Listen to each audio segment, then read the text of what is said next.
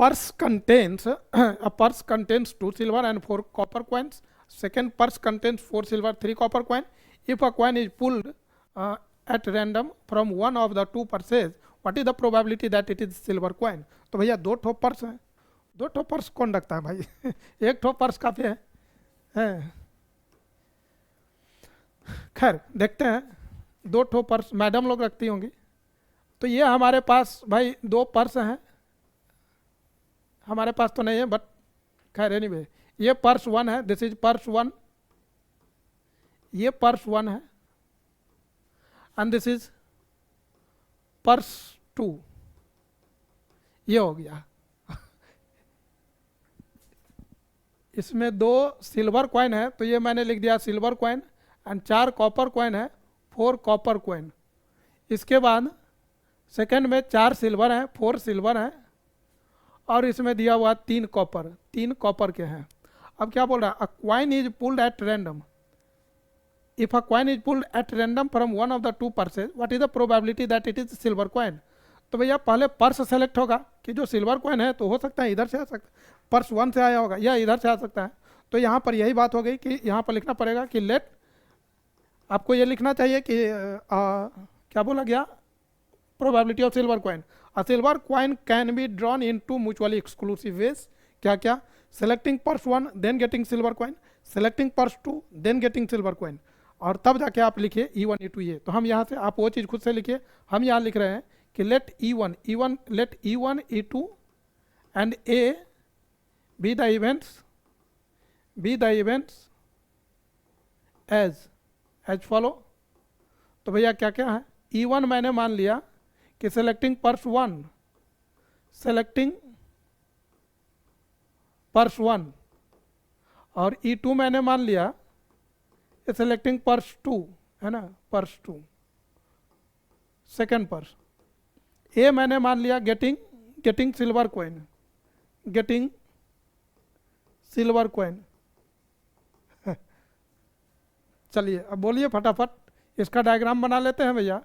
ये E1 है, ये E2 है,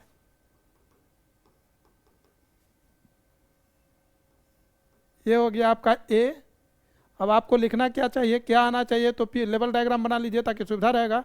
आपको क्या क्या चीज़ निकालना चाहिए तो ये यहाँ से पता चल जाएगा। मैंने बताया था कि सबका इंडिविजुअल प्रोबेबिलिटी निकालिए, फिर आपको कंडीशनल निकालिए, ए का कंडीशनल मतलब ए का E1 के कारण, फिर यहाँ पर निकालना है ए का E2 के कारण। जब ये हो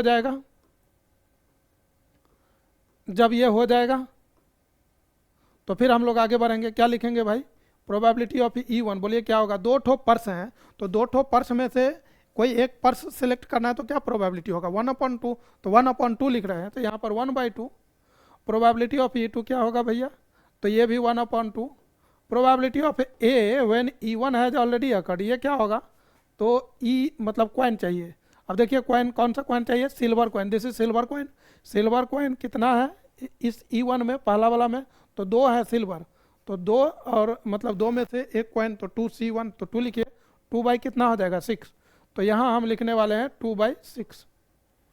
probability of A when E2 has already occurred. तो भैया सिल्वर कॉइन जब सेकंड पर्स आप सेलेक्ट कर रहे हैं तो सेकंड पर्स कितना है, मतलब कितने हैं टोटल? 7 है और ये 4 है, तो 4/4 + 3 7 हो गया। अब लिखेंगे using law of total probability. क्या लिख सकते हैं? तो प्रोबेबिलिटी ऑफ ए, भाई क्या होगा? ये दोनों को मल्टीप्लाई करके जोड़िए, फिर ये दोनों को मल्टीप्लाई करिए, तो क्या लिखेंगे? Probability of E1। देखिए इसको याद, यदि आप ये डायग्राम बना लेते, ये फिगर बन गया तो फिर उसका फार्मूला रटना नहीं पड़ेगा। नहीं तो लोग बहुत बड़ा बड़ा फार्मूला रट लेता है, तो रटने वाला चीज़ नहीं है, समझने वाला है। आप एक बार डायग्राम बना लीजिए तो आपको चीज़ें पता हो जाती हैं कि क्या क्या करना है, तो ये तरीका है। तो probability of E1 multiplied by probability of A when E1 has already occurred, जोड़ प्रोबेबिलिटी ऑफ E2 जब सेकेंड पर्स लेंगे तो probability of E2 and then probability of A when E2 has already occurred. तो selecting purse 1 then getting silver coin, selecting purse 2 then getting silver coin. देख रहे हैं पूरा एकदम प्रोसेस है। तो प्रोबेबिलिटी ऑफ E1 1/2 और ये कितना निकाले हम लोग? 2/6 जोड़ E2 का कितना है भैया? 1/2 और ये कितना है? 4/7। अब इसको करना क्या है, कैलकुलेट करके मल्टीप्लाई, मतलब मल्टीप्लाई करिए, ऐड करिए, सब्ट्रैक्ट करिए, सब्ट्रैक्ट नहीं है, ऐड करिए, मल्टीप्लाई करके ऐड कर दीजिए, जो आएगा वही आपका आंसर हो जाएगा।